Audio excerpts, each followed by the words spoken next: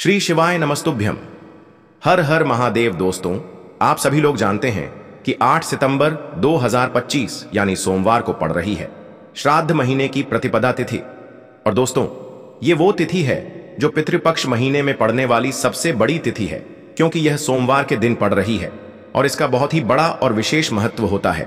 पूज्य गुरु जी ने कहा है, अगर कभी भी मौका लग जाए और पितृपक्ष महीने की प्रतिपदा तिथि सोमवार को पड़ जाए तो आप लोगों को एक पितृ दीपक वाला उपाय तो अवश्य ही करना चाहिए। इन दोनों का संयोग बहुत ही कम आता है। और दोस्तों, पूज्य गुरुजी ने अपनी शिव महापुराण की कथा में बताया है, इस दिन आपको एक दीपक वाला उपाय तो अवश्य ही करना चाहिए, क्योंकि ऐसा दिन पूरे साल में सिर्फ एक ही बार आता है। और दोस्तों, आप सभी लोग जानते हो कि सोमवार का अगर सबसे बड़ा कोई उपाय है तो वो एक दीपक वाला उपाय है। तो दोस्तों, इस सोमवार के दिन आप लोगों को इस एक हल्दी दीपक वाले उपाय को जरूर करना है। बहुत सारे लोग होंगे जिन लोगों ने इस उपाय को न किया हो, मतलब पूरा साल निकल गया और उन्होंने किसी भी दिन इस एक दीपक वाले उपाय को न किया हो।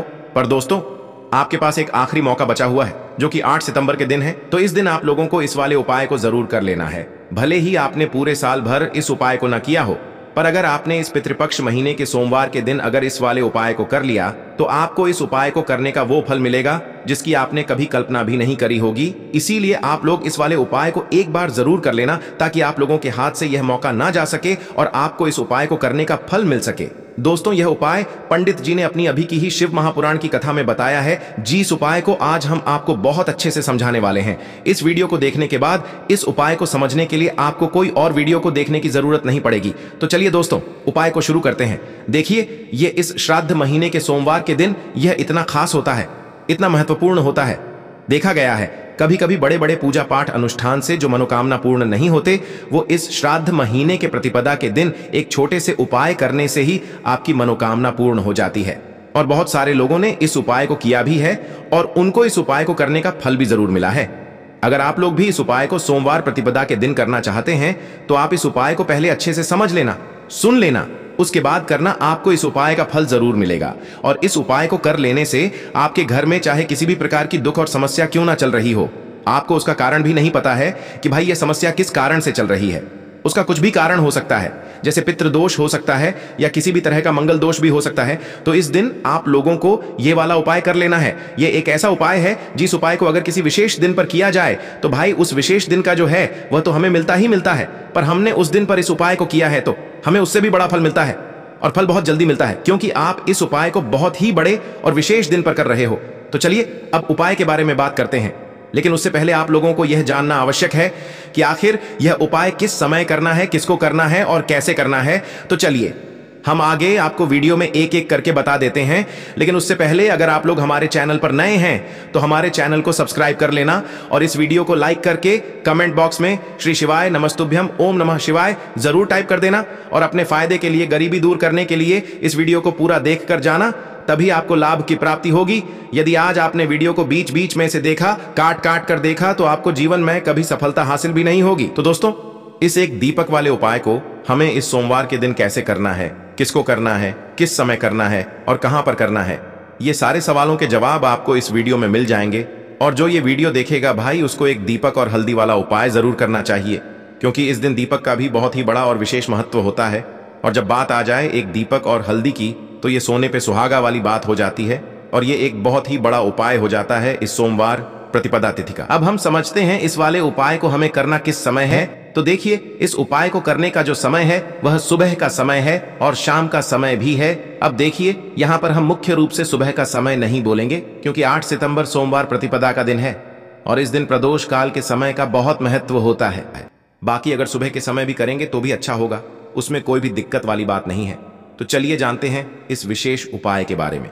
लेकिन उससे पहले एक प्रार्थना, अगर आप इस चैनल पर नए हैं तो आप इस वीडियो को लाइक करें, चैनल को सब्सक्राइब करें और कमेंट बॉक्स में आप अपनी राशि या अपना नाम जरूर डाल दें, क्योंकि हम राशि से जुड़ा भाग्य भी बताते हैं और भाग्य में चल रही परेशानियों को दूर करने के लिए वह आसान से आसान उपाय भी बताते हैं। तो चलिए अब हम अपने सबसे पहले उपाय की बात कर लेते हैं। देखो, इस उपाय के लिए आपको लेना है एक गोल बाती का दीपक। आप चाहें तो मिट्टी का ले सकते हैं या फिर घर से शुद्ध आटा मढ़कर उसका दीपक आप तैयार कर सकते हैं। इसके बाद आपको लेना है शुद्ध गाय का घी। अगर वो नहीं है तो कोई भी देसी घी इस्तेमाल कर सकते हैं, जिससे आपको दीपक प्रज्वलित करना है। देखो, अब ये सब सामग्री लेकर आपको जाना है। प्रदोष काल में आपके घर पर तुलसी जी के घेरे के पास में देखो, ये उपाय तो आपको अवश्य करना है।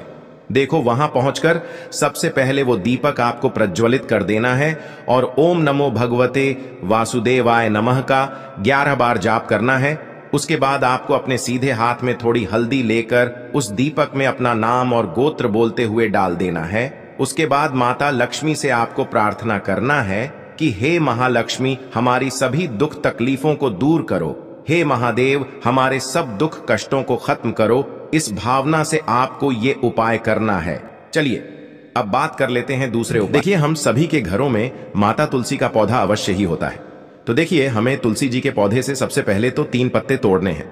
देखो, एकादशी वाले दिन आपको तुलसी के पत्ते नहीं तोड़ने हैं। तो देखिए, तुलसी जी के आपको 3 पत्ते तोड़ लेने हैं और इन तुलसी जी के पत्तों को तोड़ने के बाद आपको एक चुटकी हल्दी भी अपने साथ में लेनी है। हल्दी के अंदर आपको जल मिलाकर के पेस्ट के रूप में तैयार करना है और इसी के साथ में आपको एक दीपक भी लेना होगा। दीपक आप मिट्टी का भी ले सकते हैं, आटे का भी ले सकते हैं और इस दीपक में आपको शुद्ध घी डाल करके इसमें आपको लंबी रुई की बाती का प्रयोग करना है। देखिए दोस्तों, आपके पास है 3 तुलसी जी के पत्ते हैं। तो पहला जो तुलसी जी का पत्ता है उस पर आपको सबसे पहले तो जो आपने हल्दी ली है उसकी एक बिंदी लगानी है। और पहला जो तुलसी जी का पत्ता है, आपके घर में भगवान विष्णु का चाहे कोई सा भी स्वरूप हो, चाहे लड्डू गोपाल जी का स्वरूप हो या फिर भगवान कृष्ण की आपके मंदिर में प्रतिमा हो या फिर भगवान श्री राम की प्रतिमाएं, उनके सामने आपको पहला तुलसी जी का पत्ता अर्पित करना है। अब देखिए दोस्तों, आपके पास जो 2 तुलसी जी के पत्ते हैं और आपके पास जो एक दीपक है, इन्हें आपको लेकर के पहुंचना है अपने ही घर में तुलसी जी के पौधे के पास में। देखिए, सबसे पहले तो आपके पास जो 2 तुलसी जी के पत्ते हैं उन पर भी आपको हल्दी की एक बिंदी लगानी है और उन दोनों ही तुलसी जी के पत्तों को आपको अपने घर में तुलसी जी के पौधे के वहां पर ही अर्पित कर देने हैं। और इस प्रकार से यह दोनों पत्ते भी तुलसी जी के पौधे के पास में अर्पित करने के बाद अंत में जो आपके पास एक लंबी बाती का दीपक है, इसे आपको तुलसी जी के पौधे के पास में ही प्रज्वलित कर देना है। जो भी व्यक्ति अपने ही घर पर इस प्रकार से तुलसी जी के 3 पत्तों का यह उपाय कर लेता है तो उसका परिवार हमेशा खुश रहता है। उसके परिवार में कभी भी कोई भी संकट उत्पन्न नहीं होता है और यदि आपके घर में जो भी गृह क्लेश है वह भी समाप्त होते हैं। तो इस प्रकार से यह सुंदर सा उपाय करना है। अब बात करते हैं अगले उपाय की। देखो, यदि आपके जीवन में आर्थिक संकट बहुत अधिक हो रहे हैं, धन की समस्या लगातार जीवन में बनी हुई है, एक रुपयों को प्राप्त करने के लिए आपको बहुत अधिक मेहनत कर रहे हैं, तो आज रात्रि में सोने से पहले आपको यह एक चमत्कारी दीपक का उपाय अवश्य करना है। या फिर यदि आपका जो व्यापार है, बिजनेस है, दुकान है, वह अच्छे से नहीं चल पा रही है, तो आज रात्रि में इस विशेष दीपक का उपाय आपको अवश्य करना चाहिए। देखो दोस्तों, दीपक हमारे घर में सभी नकारात्मक शक्ति को बाहर करता है। यह उपाय आपको साल में केवल एक बार करने का ही मौका मिलता है। देखिए, इस उपाय के लिए आपको तुलसी जी की जो सूखी लकड़ी होती है उसे ले लेना है। देखिए दोस्तों, यदि आपके पास पुरानी तुलसी जी की लकड़ी है तो उसे आप ले सकते हैं और यदि आपके घर में तुलसी जी जो लकड़ी है वह सूखी हुई है तो उसकी लकड़ी आप तोड़ करके इस्तेमाल कर सकते हैं। लेकिन आपको ध्यान रखना है कि सूर्यास्त से पहले पहले ही आपको यह जो तुलसी जी की लकड़ी है इससे अवश्य ही तोड़ लेना है। तो इस उपाय के लिए आपको सबसे पहले तो एक मिट्टी का दीपक लेना होगा। चाहे तो आटे का दीपक भी ले सके, क्योंकि आटे का दीपक सभी दीपक में सर्वोत्तम माना गया है। इस दीपक के अंदर आपको शुद्ध घी का प्रयोग करना होगा और इससे दीपक के अंदर आपने जो तुलसी जी की लकड़ी ली है उसे भी रख देना है।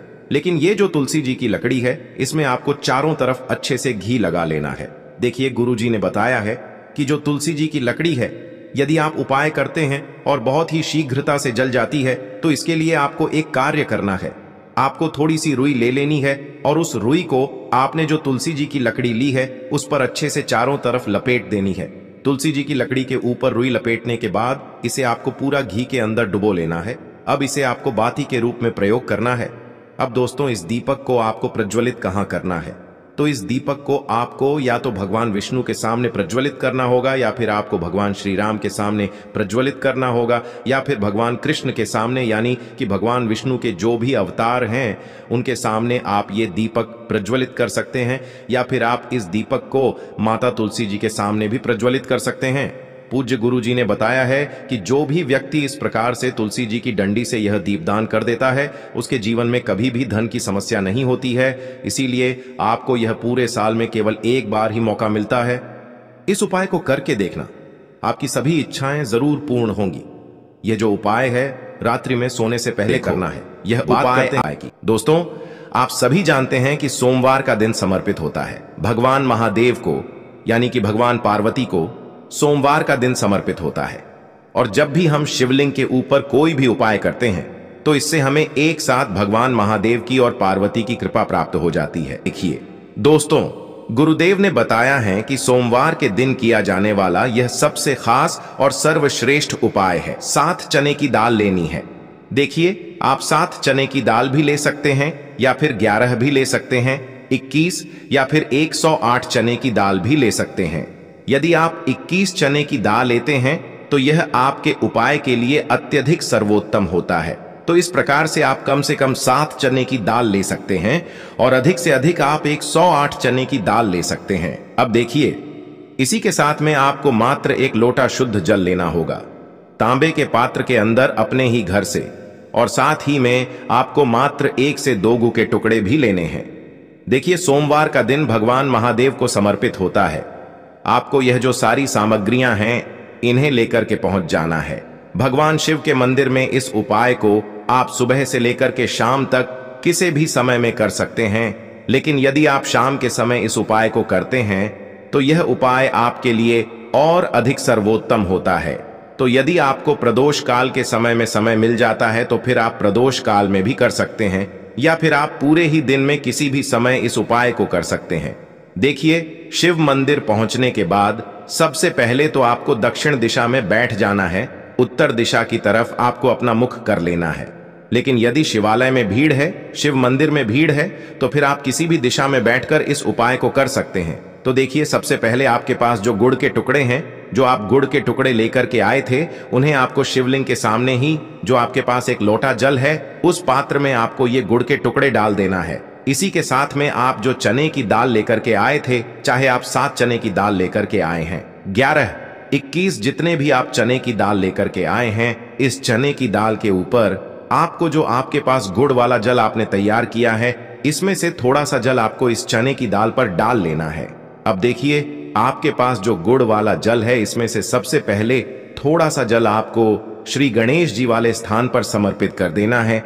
श्री शिवाय नमस्तुभयम इस मंत्र का जाप करते हुए फिर थोड़ा सा जल आपको श्री कार्तिकी जी वाले स्थान पर समर्पित करना है। श्री शिवाय नमस्तुभयम इस मंत्र का जाप करते हुए फिर थोड़ा सा जल आपको माता अशोक सुंदरी वाले स्थान पर भी समर्पित करना है। श्री शिवाय नमस्तुभयम इस मंत्र का जाप करते हुए फिर थोड़ा सा जल आपको माता पार्वती के हस्त कमल पर समर्पित करना है और आपको श्री शिवाय नमस्तुभयम इस मंत्र का जाप कर लेना है। अब देखिए दोस्तों, आपके पास जो थोड़ा सा जल और शेष बचेगा, इसमें से आपको केवल थोड़ा सा जल शिवलिंग पर अर्पित कर देना है और अंत में आपको उस पात्र में थोड़ा सा जल और शेष बचाना है। पूरा जल आपको शिवलिंग पर अर्पित नहीं करना है, अंत में आपको थोड़ा सा जल और शेष बचाना है। अब देखिए, आप जितनी भी चने की दाल लेकर के आए हैं, अगर आप 7 चने की दाल लेकर के आए हैं तो आपको 7 बार श्री शिवाय नमस्तुभयम इस मंत्र का स्मरण कर ले है। यदि आप 11 चने की दाल लेकर के आए हैं तो फिर आपको 11 बार इस मंत्र का जाप करना है। जितनी भी चने की दाल लेकर के आए हैं उतनी बार आपको श्री शिवाय नमस्तुभयम है इस मंत्र का जाप करना है और फिर आपको ये जो चने की दाल है इसे शिवलिंग के ऊपर ही समर्पित कर देनी है। लेकिन आपको यह चने की दाल बृहस्पति शवर महादेव का स्मरण करते हुए ही शिवलिंग पर अर्पित कर देनी है और आपको अपनी मनोकामना को भी बोल देनी है। आपकी जो भी मनोकामना है, चाहे वह धन प्राप्ति को लेकर हो, नौकरी से संबंधित हो, विवाह से संबंधित हो, या फिर आपके मकान जमीन जायदाद से संबंधित हो, चाहे गृह क्लेश से संबंधित हो, या फिर किसी भी प्रकार की जो मनोकामना है उसे आपको बृहस्पति शवर महादेव से परिपूर्ण करने की प्रार्थना कर लेनी है। और इसके बाद आपके पास जो पात्र के अंदर थोड़ा सा से जल और बचा हुआ था, इसे भी आपको धीरे धीरे भगवान शिव की शिवलिंग पर ही अर्पित कर देना होगा। श्री शिवाय नमस्तुभयम इस मंत्र का जाप करते हुए पूज्य गुरु जी कहते हैं कि भाद्रपद महीने का सोमवार जो भी व्यक्ति इस प्रकार से यह चमत्कारिक उपाय कर लेता है तो उसकी जो मनोकामना है वह भगवान लक्ष्मी नारायण की कृपा से तथा महादेव की कृपा से बहुत ही जल्द परिपूर्ण हो जाती है। बात करते हैं अगले उपाय की। देखो, इस उपाय के लिए आपको मात्र 2 लौंग लेनी होगी, यानी कि आपको लौंग का जोड़ा लेना है। 2 फूल वाली आपको लौंग लेनी है। लौंग का जोड़ा कहीं से भी खंडित नहीं होना चाहिए, इस बात का ध्यान रखें। इसी के साथ में आपको लेना होगा लाल चंदन का पाउडर। देखिए, यदि आपके पास लाल चंदन की लकड़ी है तो उसे घिसकर भी आप चंदन के रूप में प्रयोग कर सकते हैं। यदि पाउडर है तो उसका भी आप अपने उपाय के लिए प्रयोग कर सकते हैं। देखिए, चंदन जो है वो तेज का प्रतीक माना गया है और साथ ही साथ जीवन के अंधकार को दूर करने का प्रतीक माना गया है। अब इसी के साथ में आपको मात्र एक तांबे के पात्र के अंदर शुद्ध जल लेना होगा अपने घर से। अब दोस्तों, ये तीनों सामग्री लेकर के सीधे आपको पहुंच जाना होगा भगवान शिव के मंदिर में। देखिए, इसी के साथ में आपको एक गोल बाती का दीपक भी लेना होगा। दीपक आप मिट्टी का भी ले सकते हैं, शुद्ध आटा मढ़कर उसका भी तैयार कर सकते हैं। और दीपक में आपको शुद्ध घी का प्रयोग करना है। लेकिन जैसे ही आप इन सभी सामग्रियों को मंदिर में लेकर के पहुंचेंगे, मंदिर में जैसे ही आप चौखट के वहां पर पहुंचेंगे, तो मंदिर की चौखट के सीधे तरफ आप जो अपने साथ एक गोल बाती का दीपक लेकर के आए हैं, उसे आपको सबसे पहले तो प्रज्वलित कर देना है। यानी कि जैसे ही आप मंदिर की चौखट के वहां पर प्रवेश करते हैं तो उसके सीधे तरफ आपको ये गोल बाती का दीपक प्रज्वलित कर देना है। अब देखिए, जैसे ही आप यह दीपक प्रज्वलित करेंगे तो आपकी जो भी मनोकामना है उससे आपको बोल देना है। आप इस दीपक को इस प्रकार से प्रज्वलित करने के बाद इन सभी सामग्रियों को आपको शिवलिंग के पास में लेकर पहुंच जाना है। अब देखिए दोस्तों, आपके पास जो एक तांबे के पात्र के अंदर शुद्ध जल है, उसमें से आपको केवल आधा लोटा जल ही भगवान शिव के शिवलिंग पर अर्पित करना है। आधा लोटा जल आपको उसी पत्र के अंदर बचा लेना है। अब दोस्तों, आपके पास जो 2 लौंग हैं, यानी कि लौंग का जोड़ा है, उससे आपको अपना नाम और अपने गोत्र को बोलते हुए आपकी जो भी समस्या चल रही है, आपके जीवन में जो भी परेशानी उत्पन्न हो रही है, उन्हें आपको बोल देना है। और ये जो लौंग का जोड़ा है, इसे आपको भगवान शिव के शिवलिंग पर अर्पित कर देना है। जैसे आप ये 2 लौंग शिवलिंग पर चढ़ाएंगे तो अपना हाथ जो है वहां पर आपको रखना है और महादेव से आपको प्रार्थना करनी है कि मेरे जीवन की ये जो परेशानियां हैं ये सभी दूर हो जाएं। यानी कि आपके जीवन में धन की संबंधित परेशानी चल रही है, कर्ज की समस्या चल रही है, बच्चों का पढ़ाई लिखाई में मन नहीं लग पा रहा है, घर के जो आर्थिक संकट है वह सभी दूर हो, व्यापार आपका ढंग से नहीं चल पा रहा है, घर में रोग की स्थिति बनी हुई है, यानी कि जिस भी प्रकार की आपकी समस्याएं हैं उसे आपको महादेव से बोल देना है और महादेव से इन सभी समस्याओं को दूर करने के लिए आपको प्रार्थना कर लेनी है। अब देखिए दोस्तों, आपने जो 2 लौंग शिवलिंग पर समर्पित की थी, उससे आपको वहां से उठा लेना है और इन दोनों लौंग को आपको शिवलिंग से उठा करके सीधे उससे जल के पात्र के अंदर डाल देना है। यानी कि अपने आधा लोटा जल और बचाया हुआ था, उसी के अंदर आपको ये 2 लौंग डाल देनी है और साथ में आप जो लाल चंदन लेकर के आए थे, उस लाल चंदन को भी आपको उसी पात्र के अंदर डाल देना है। यानी कि आधा लोटा जल और बचा हुआ है, तो उसी आधे लोटे जल के अंदर आपको ये लाल चंदन भी डाल देना है। अब देखिए, इस आधे लोटे जल में है